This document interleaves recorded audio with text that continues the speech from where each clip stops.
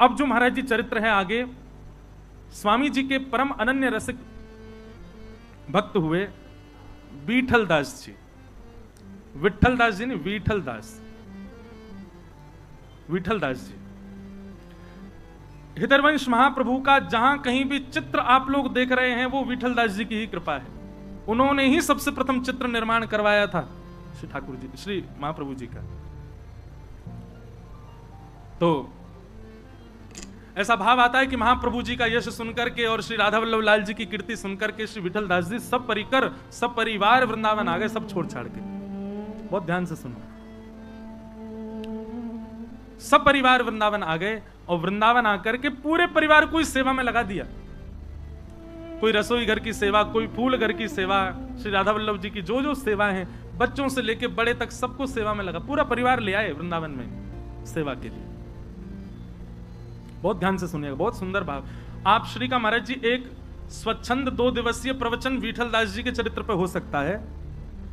आप श्री को स्वयं निजकर से श्री हृदयवंश महाप्रभु ने पत्र लिखे और पत्र में आपसी चर्चा हुई विरह भाव में।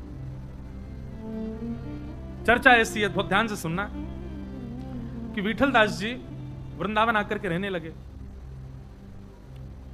एक दिन यमुना जी के तट पर श्री हृदयवंश महाप्रभु अपने समस्त रसिकों के संग बैठकर के चर्चा कर रहे थे और विठल दास जी वहां कोई सेवा क्रम कर रहे थे, कुछ भी सेवा का क्रम संभाल रहे थे। इतने में ही एक पत्र वाहक आया पत्र लेकर के। उसने कहा, आप में से विठल दास कौन है? उनका पत्र आया। अब विठल दास तो तुरंत उठ करके बोले, महाप्रभु जी बैठे हैं उनके सामने, ऐसे बोले पत्र आया। महाप्रभु जी ने सुन लिया, बोले लाओ पत्र दो भाई, क्या है? चरणों में अर्पित कर दिया। महाप्रभु जी ने एक सेवक को आज्ञा की, पत्र पढ़ के सुनाओ, क्या लिखा है? सौराष्ट्र देश में जूनागढ़ के राजा का पत्र था और उस राजा ने पत्र में यह अंकित किया कि हे श्री महाप्रभु जी, आपके चरणाश्रित विठल दास जी सर्वगुण संपन्न हैं।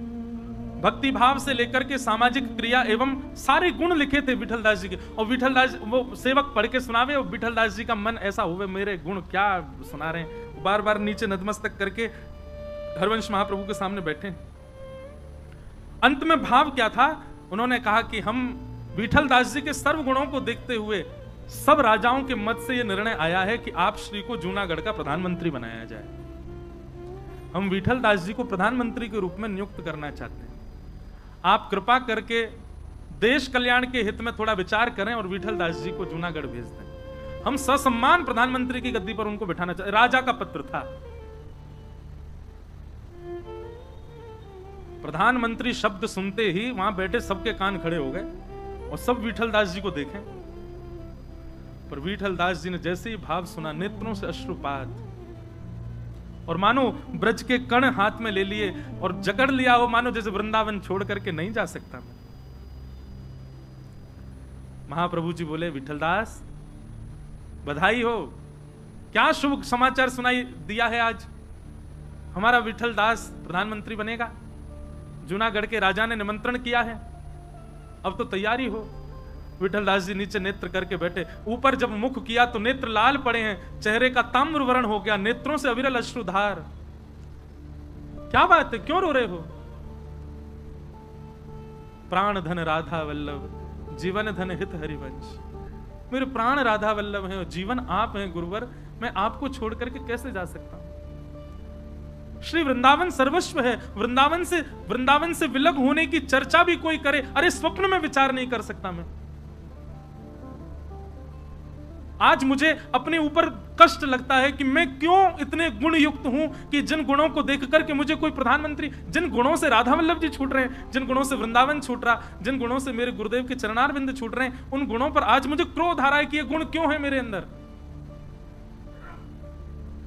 महाप्रभु जी ने समीप बुलाया, विठल दास इधर आओ। सिर पर हाथ फेरने लगे। देखो, हम सबके जीवन में जब दुख आता है, बहुत ध्यानपूर्वक सुनिएगा महाप्रभु जी की वाणी, हम सबके जीवन में जब दुख आता है तो हम क्या कहते हैं? प्रारब्ध है, भोग लो। हम सबके जीवन में जब कष्ट आता है, पीड़ा आती है, तो हम कहते हैं प्रारब्ध है, पूर्व जन्म का कर्म है, भोग लो। लेकिन उसी प्रारब्ध से जब सुख आ रहा है तो संसार के लोग तो नहीं छोड़ते, परम वैष्णव उसका त्याग कर देते हैं। क्यों? जब प्रारब्ध से दुख भोगा गया तो प्रारब्ध से उपस्थित होने वाला सुख भी भोग लो। बस याद रहे चित्तवृत्ति हमारी वहीं रहे जो हमारी ठौर है, चित्तवृत्ति वहां से नहीं हटनी चाहिए। नहीं तो प्रारब्ध में आने वाले सुख को भोगना कोई गलत नहीं है बंधुओं। इसको आप ऐशो आराम में मत ले लीजिएगा। ज्यादा पैसा हो गया तो भोग विलास पान खान में उनको नष्ट करना, वो तो पाप है। उपस्थित भोग किसको कहते हैं? उपस्थित भोग मतलब आपकी मेहनत करने पर, श्रम करने पर आपको जो सुख मिल रहा है सही सलामत, बिल्कुल स्पष्ट रूप से, कोई जबरदस्ती आप उसके पीछे पड़ करके उसको नहीं भोग रहे, उस सुख को भोगने को उपस्थित भोग कहते हैं। विठलदास, तुमने कोई प्रयास थोड़ी किया प्रधानमंत्री बनने का या प्रधानमंत्री की पदवी का। ये तो तुम्हारे प्रारब्ध से तुमको एक उपलब्धि मिल रही है, क्यों नहीं इसको स्वीकार करते हो? भगवान प्राण छोड़ने के लिए कह दो, मुझे स्वीकार है, क्योंकि कम से कम उसके बाद ये तो रहेगा कि नव वृंदावन, निकुंज वृंदावन में प्रवेश मिल जाएगा। पर वृंदावन नहीं छोड़ सकता मैं तन में रहते हुए। महाप्रभु जी ने आज्ञा की, देखो सब छोड़ करके मैं भी वृंदावन जा रहा था, पत्नी बच्चे परिवार सब कुछ छोड़ दिया था, वृंदावन जा रहा था। तभी बीच मार्ग में आज्ञा हो गई श्री जी की कि आत्मदेव की कन्याओं से ब्याह करो। किया, अपनी स्वेच्छा ना होते हुए भी श्री जी की आज्ञा मान करके ब्याह किया। लोगों ने बहुत बातें बनाई, बताओ सन्यास लेने जा रहे थे, पत्नी बच्चों को छोड़ दिया, उसके बाद में फिर वहां 2 ब्याह कर लिए। पर मैं जानता हूं, तुम जानते हो, राधा वल्लभ जी जानते हैं कि वो स्वेच्छा नहीं थी, श्री जी की आज्ञा थी। और वो कोई भोग विलास और संसार के किसी सुख को भोगने के लिए नहीं था, केवल लीला विस्तृत करने के लिए वो क्रम था। लेकिन मैंने किया ना, क्योंकि श्री जी की आज्ञा थी। इसलिए विठलदास, मुझे तुम्हारे मन पर भरोसा है कि तुम वृंदावन का कभी त्याग नहीं कर सकते, पर मेरी पता नहीं हृदय से आज्ञा है कि तुम इस भाव को स्वीकार करो और तुम प्रधानमंत्री पदवी को स्वीकार करो। जाओ। रोने लगे, विलखने लगे, बोले वृंदावन से जाने की बात नहीं सुन पा रहा हूं गुरुदेव। तब महाप्रभु जी ने आज्ञा की, जाओ मैं तुम्हें आशीष देता हूं। अब तक तुम वृंदावन में रहते थे, पर अब वृंदावन तुम में विराजमान रहेगा। जब चिंतन करोगे राधा वल्लभ लाल जी का, जहां बैठे होगे वहीं वृंदावन प्रकट हो जाएगा, श्री जी सामने उपस्थित हो जाएंगे। जब चिंतन करोगे मैं सामने आ जाऊंगा, आशीष प्रदान करूंगा। मैं वचन देता हूं, जब तुम स्मरण करोगे यमुना जी प्रकट हो जाएंगी, गोता लगा लेना, वृंदावन तुम में रहेगा। तुम जहां जाओगे वृंदावन तुम्हारे संग रहेगा। जाओ। महाप्रभु जी की आज्ञा मान करके श्री विठलदास जी निकल पड़े। महाराज जी, इतना सुंदर प्रसंग है श्री विठलदास जी का। महाप्रभु जी ने विरह में 2 बार पत्र भेजा उनको, अद्भुत प्रसंग है वो भी। विठलदास जी गए, वहां जाकर के महाराज अभिषेक हुआ, दुनिया भर के राजा आए, सबने उनको सिंहासन पर बैठ करके अभिषिक्त किया। पर जब अभिषेक चल रहा था तब भी श्री राधा वल्लभ हित हरिवंश, जय जय श्री वृंदावन श्री वरचंद्र। आप प्रधानमंत्री बन गए। प्रधानमंत्री का एक राजकोष होता है, प्रधानमंत्री की नियुक्त एक सेवा, एक धनराशि होती है, उसको अपने भोग में भोगो। पर आप श्री ने क्या किया? उस धनराशि से असंख्य घोड़े खरीदे और उन असंख्य घोड़ों को जूनागढ़ से लेकर के वृंदावन तक के बीच की सेवा में लगा दिया। किस लिए? कि श्री राधा वल्लभ जी की नित्य प्रसादी, राधा वल्लभ जी की प्रसादी महाप्रभु जी पाएंगे, फिर महाप्रभु जी की शीत प्रसादी और राधा वल्लभ जी का चरणामृत। एक व्यक्ति घोड़े से लेकर के जितनी क्षमता उतनी दूर तक जाएगा, वहां दूसरा घोड़ा खड़ा है, वहां से व्यक्ति लेकर तीसरे घोड़े तक जाएगा, तीसरे से चौथे, पांचवें, छठवें, सातवें, और वह प्रसादी घोड़ों के माध्यम से, सैनिकों के माध्यम से जूनागढ़ पहुंचती। तब जाकर के जब उनके हाथ में पहुंचती, तब उसको पाकर के अपनी प्रसादी से निवृत्त होते। अपने संपूर्ण जीवन काल में विठलदास जी ने अपने प्रधानमंत्री पद पर मिलने वाली दक्षिणा को केवल श्री राधा वल्लभ जी हितरवंश महाप्रभु की शीत प्रसादी और चरणामृत को पान करने में ही व्यय कर दिया। अपने लिए प्रयोग ही नहीं किया उसका। परिवार तो वृंदावन छोड़ के आए थे, बोले वहीं रहो, राधा वल्लभ जी की कुंज में ही पड़े रहो, वहीं पाओ, वहीं रहो, वहीं सो, कोई व्यवस्था नहीं उनके लिए। नहीं तो प्रधानमंत्री पदवी महाराज क्या नहीं कर सकते वो? अपनी संपूर्ण संपत्ति लुटा दी केवल और केवल महाप्रभु जी की शीत प्रसादी पाने के लिए। कैसी भक्ति! ऐसे श्री विठलदास जी। आप श्री एक बार राजा के साथ द्वारिका गए। बहुत ध्यानपूर्वक सुनिएगा इस बात को, इस चर्चा को, नहीं तो संशय मन में उत्पन्न हो जाएगा। द्वारिका गए। द्वारिका में सबने दर्शन किया, लेकिन विठलदास जी ने दर्शन नहीं किया। सबने दर्शन किया, विठलदास जी ने जब दर्शन नहीं किया तो राजा को किसी ने बोला, बोले आपके प्रधानमंत्री भगत बने रहते हैं, इतने घोड़ा लगा रखे हैं जूनागढ़ और वृंदावन के बीच में, द्वारिकाधीश के दर्शन नहीं कर रहे। बोले नहीं, ऐसा नहीं हो सकता, तुमको कोई गलत सूचना मिली। वो तो परम भक्त हैं, वो तो हमसे पहले करे आए होंगे, बोर में कर लिए होंगे दर्शन उन्होंने। बोले महाराज नहीं तो पूछ लो आप उनसे। राजा ने विठलदास जी को बुलाया, बोले सुनिए, हमने ऐसा सुना कि आपने द्वारिकाधीश के दर्शन नहीं किए। विठलदास जी बोले नहीं किए। क्यों क्यों दर्शन नहीं किया आपने? विठलदास जी बोले हम राधा संग कृष्ण के उपासी हैं और हम हितरवंश महाप्रभु की ध्वजा लेके चल रहे हैं। पहले राधा ध्याइए, पाछे कृष्ण ध्याइए। हमारी श्री जी कहां है? हमारी श्री जी संग में विराज जाए तो हम तो नित्य दर्शन करें, पर यहाँ ठाकुर जी चतुर्भुज हैं, शंख चक्र गदा पद्म सब लेकर के आए हैं, पर हमारी श्री जी नहीं विराज रही हैं, श्री जी सहित नहीं है, इसलिए हम तो दर्शन नहीं कर सकते। हम तो श्री जी सहित कृष्ण के। राजा बोला ये कौन सी बात है बताओ? मैंने साधक तो बहुत देखे। बोले राम जी के कृष्ण के दर्शन नहीं, कृष्ण के राम। बोले कृष्ण का साधक कृष्ण के ही दर्शन नहीं कर रहा है। बोले पहले इनको कह दो आप जाके हमारी श्री जी को लावे, तब करेंगे दर्शन। हमारी श्री जी तो नित्य वृंदावन में रहती हैं और वृंदावन मुझ में रहता है, इसलिए महाप्रभु जी, इसलिए राजा मुझे आवश्यकता भी नहीं, मेरे तो चित्त में ही वृंदावन है, मैं तो जहां चाहूं वहीं दर्शन कर सकता हूं। अब इसमें दोष बुद्धि कई लोग कर सकते हैं कि बताओ गए वहां जाकर के भी दर्शन नहीं किया, परंतु बंधुओं हमारे वृंदावन की कई रीतियां इतनी इतनी टेढ़ी हैं कि उनको समझना असंभव है। और विशेष रूप से रसिक त्रयी श्री हितरवंश महाप्रभु का परंपरा, और इससे भी ज्यादा कठिन तो अभी कल प्रारंभ होगा श्री स्वामी हरिदास जी की परंपरा, वहां तो अलग ही रीत है। इसीलिए तो हमने कहा महलों की चर्चा बार बार इनको समझ में नहीं आएगी। बोले ठाकुर जी से पाओ, पहले श्री जी सहित हमें तब देखेंगे। राजा बोले तुम इतने बड़े भक्त बनते हो, ऐसे बोल रहे हो जैसे तुम में ही वृंदावन है, जैसे ही कहा तुम में ही वृंदावन है। विठलदास जी बोले हाँ मुझ में ही वृंदावन है। बोले अच्छा, अगर तुम में इतनी सामर्थ्य हमको दर्शन कराओ अपनी श्री जी का। विठलदास जी ने तुरंत अपनी पीतांबरी को लेकर के और जैसे बीच में से फाड़ा, उनके वक्ष पर ही एक सुंदर बिंदु दिखने लगा। बिंदु से प्रकाश प्रकट हुआ, प्रकाश प्रकट होते वहीं यमुना जी प्रकट हो गई, सघन कुंज प्रकट हो गए, वृंदावन की रजरेणु प्रकट हो गई, ब्रज रसिक सब भ्रमण कर रहे हैं, श्री राधा ध्वनि प्रकट हो गई। और देखते ही देखते राजा ने क्या देखा, एक सघन कुंज है और सघन कुंज के मध्य में श्री हितरवंश महाप्रभु राग सुना रहे हैं, और राग सुनकर के सामने त्रिभंग लली श्री राधा वल्लभ लाल जी बैठ करके सुंदर मधुर रास का दर्शन, मधुर रास का श्रवण कर रहे हैं। राजा को दर्शन हो गए, द्वारिका में बैठ करके वृंदावन का दर्शन करा दिया। राजा तुरंत अपने सिंहासन से उतर करके आया, अपना मुकुट विठलदास जी के चरणों में रख दिया और चरण पकड़ करके बोले भगवान मुझे स्वीकार करो, मुझे स्वीकार करो। विठलदास जी बोले हमारी शरण में मत पड़े, जा वृंदावन हितरवंश महाप्रभु की चरण ले ले, वही तो कुछ श्री जी के दर्शन कराएंगे। द्वारिका में भ्रमण कर रहे हैं विठलदास जी, और भ्रमण करते करते एक मन में भाव कह रहे हैं,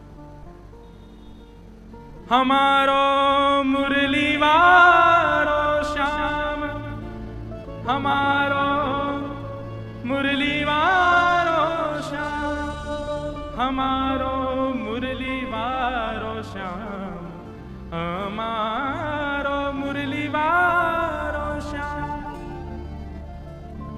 यही भाव गाते गाते घूम रहे हैं। बहुत सुंदर पद है, हमारे रसिक जन वृंदावन में गाते हैं। मुरली वारो श्याम हमारो, मुरली वारो श्याम हमारो, मुरली वारो श्याम हमारो, मुरली वारो श्याम हमारो, मुरली वारो श्याम हमारो, मुरली वारो श्याम हमारो।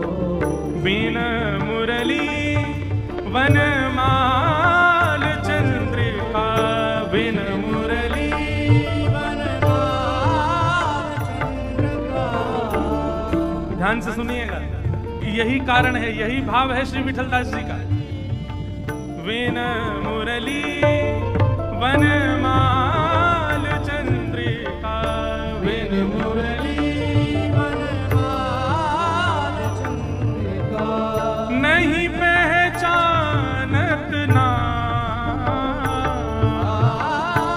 नहीं पहचानत नाम हमारो मुरली वारो श्याम हमारो मुरली वारो श्याम हमारो मुरली वारो श्याम हमारो मुरली वारो श्याम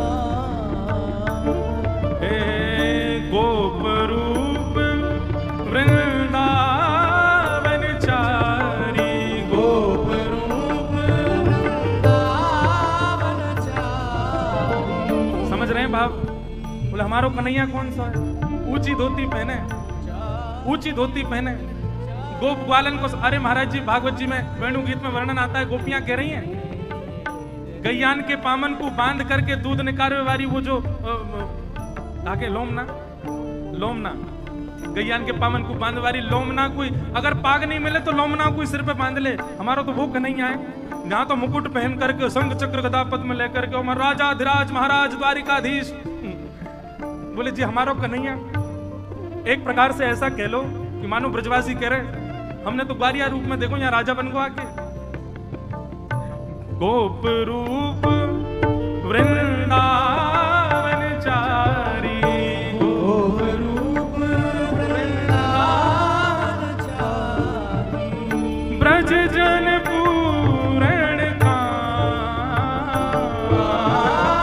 ब्रज जन पूरण का ओ याही सो हित चित बाढ़ो नित याही सो याही सो हित चित बढ़ो नित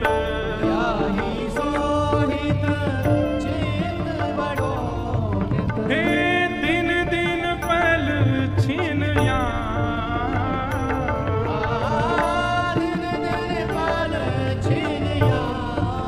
हमारो मुरली वारो श्याम हमारो मुरली वारो श्याम हमारो मुरली वारो श्याम।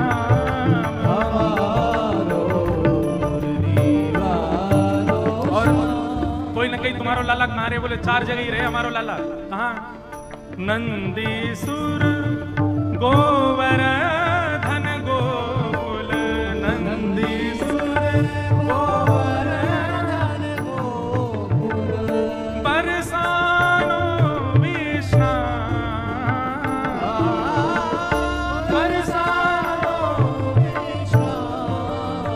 देखो वृंदावन कहा जाए तो गोवर्धन सहित है, और गोवर्धन कहा जाए तो वृंदावन सहित है। वृंदावन गोवर्धन अलग नहीं है।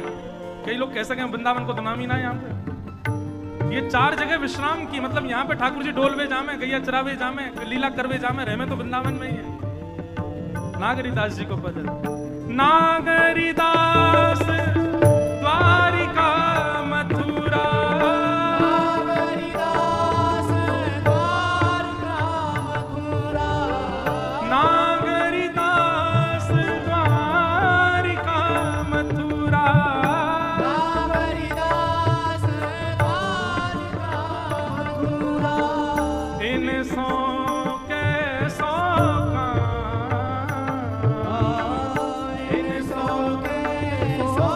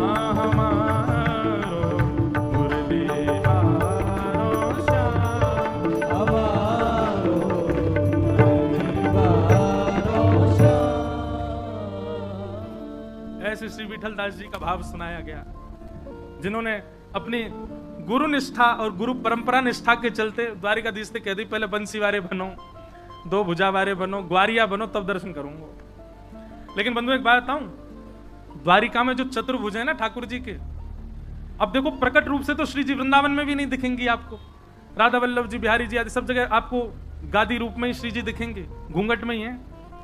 द्वारिका में तो हमारा भाव ऐसा है कि शंख और पद्म, शंख और कमल वाली जो दो भुजाएं ये श्री जी हैं, चक्र और गदा वाली जो दो भुजाएं ये लाल जी हैं।